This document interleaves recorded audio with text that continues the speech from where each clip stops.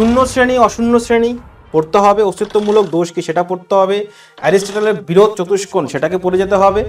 Marks তোমার career decide করবে না, তোমার কনফিডেন্স, তোমার স্বতঃস্ফূর্ততা, এটা খুব ইম্পর্টেন্ট টপিক।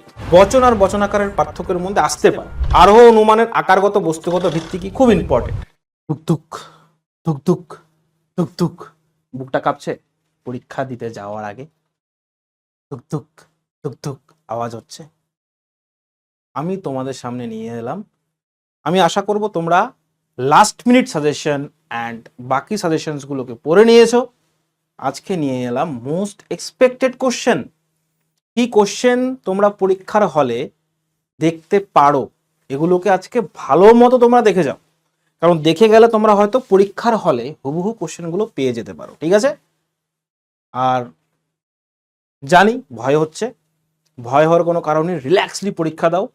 ব্রিদিং মাস্ট, গিয়ে ব্রিথ করবে, নিঃশ্বাস নেবে, নিশ্চিন্ত হয়ে পরীক্ষা দেবে, ভালো পরীক্ষা দিয়ে বেরিয়ে আসবে। ঠিক আছে? মার্কস তোমার কেরিয়ার ডিসাইড করবে না, তোমার কনফিডেন্স, তোমার কি বলবো, একটা যে স্বতঃস্ফূর্ততা, সেটা তোমার কেরিয়ার ডিসাইড করবে, সেটা তোমার জীবন ডিসাইড করবে। ঠিক আছে? তো মার্কস কোনোদিনও করবে না। হ্যাঁ, তুমি তোমার বেস্ট পরীক্ষার হলে গিয়ে দিয়ে আসবে, এতটুক তোমার ফিলোসফার দাদার রিকোয়েস্ট তোমাদের কাছে। তুমি তোমার বেস্ট দাও, 100% দিয়ে পরীক্ষাটাকে দাও। ঠিক আছে? আর চলো এবারে ঢুকে যাই আমাদের মোস্ট এক্সপেক্টেড কোশ্চেনে। আমি এক্সপেক্ট করছি, আমার এক্সপেকটেশন এটাই যে ফার্স্টে আমার মনে হচ্ছে যে শত সত্য,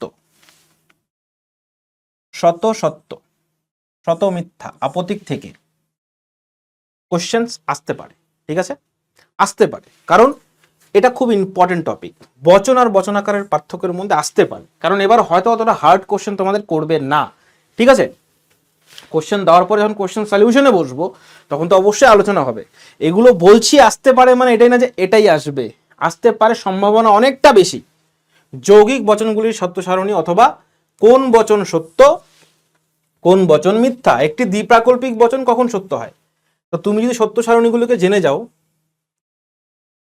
তাহলে তোমাদের পড়তে সুবিধা হবে, করতেও সুবিধা হবে, যে কোন বচন সত্য হলে কোনটা, কোন বচনের পি টি আর কিউ টি।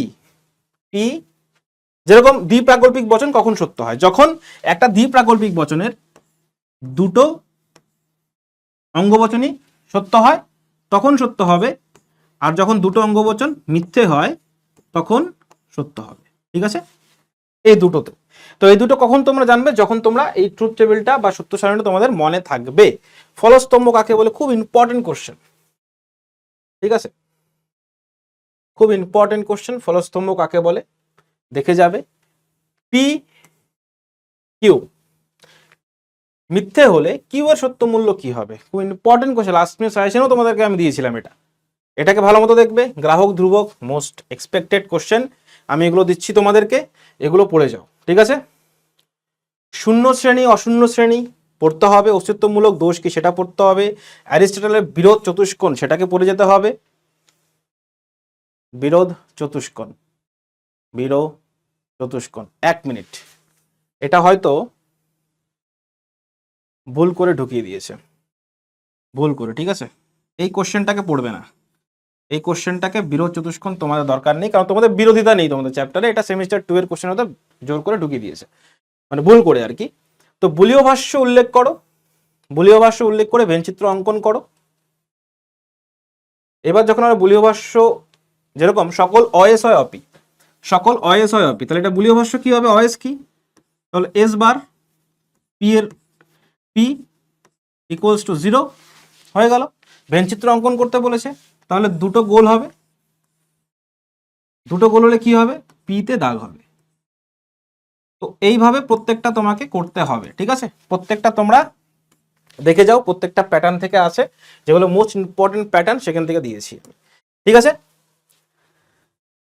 এই কোশ্চেনটাকে আবার আমি কেটে দিচ্ছি, কারণ হয়তো ভুল করে টাইপ করে ফেলেছে। ঠিক আছে? এটাকে আমি কেটে দিচ্ছি। ওকে, সো আরোহ অনুমানের স্বরূপে আরোহমূলক লাভ খুব ইম্পর্টেন্ট। আরোহ অনুমানের আকারগত বস্তুগত ভিত্তি কি, খুব ইম্পর্টেন্ট, ঠিক আছে। আরোহমূলক লাফ আর আরোহ অনুমানের আকারগত বস্তুগত ভিত্তি কি, খুবই ইম্পর্টেন্ট, কথাটা যাতে মনে থাকে, ঠিক আছে। তারপরে চলে যাচ্ছি আরোহ অনুমানের সমস্যা কি, অবৈজ্ঞানিক আরোহ অনুমান, উপমা যুক্তির মধ্যে মন্দ উপমা ভালো উপমা, আর পার্থক্য কি, মন্দ উপমার সাথে ভালো উপমার পার্থক্য, মন্দ উপমার সাথে ভালো উপমার পার্থক্য, অবৈজ্ঞানিকের সাথে বৈজ্ঞানিক আরোহ অনুমানের পার্থক্য। তো পার্থক্যগুলোকে দেখে যাবে 2-3টে পয়েন্ট, ঠিক আছে। কারণ আর শর্তের মধ্যে পার্থক্য, আবশ্যিক শর্ত, পর্যাপ্ত শর্ত, আবশ্যিক পর্যাপ্ত শর্ত, সংজ্ঞা, আকার, বৈশিষ্ট্য আর পার্থক্য, এগুলো দেখে যাবে। এখান থেকে কোশ্চেন চলে আসতে পারে। এক কারণবাদ, বহু কারণবাদ, এগুলোকে তোমরা দেখে যেতে পারো, ঠিক আছে।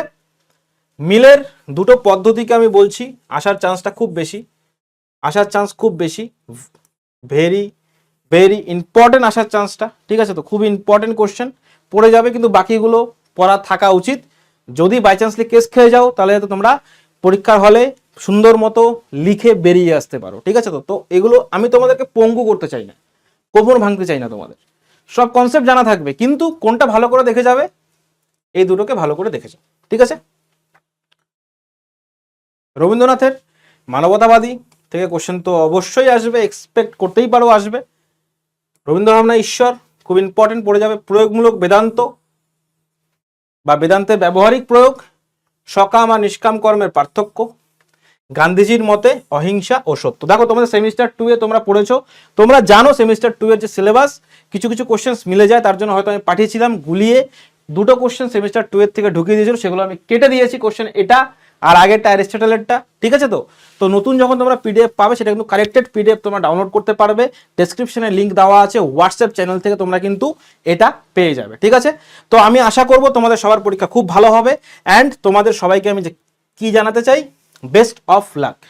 মোস্ট এক্সপেক্টেড কোশ্চেন নিয়ে এসেছিলাম তোমাদের সামনে, বেস্ট অফ লাক, ভালো মতো পরীক্ষা দাও।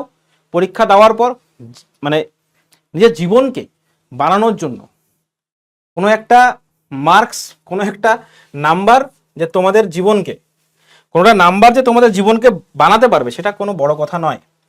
তোমাদের জীবনকে বানানোর জন্য তোমাকে দরকার তুমি হচ্ছে মোস্ট ইম্পর্টেন্ট, তুমি হচ্ছে মোস্ট ইম্পর্টেন্ট।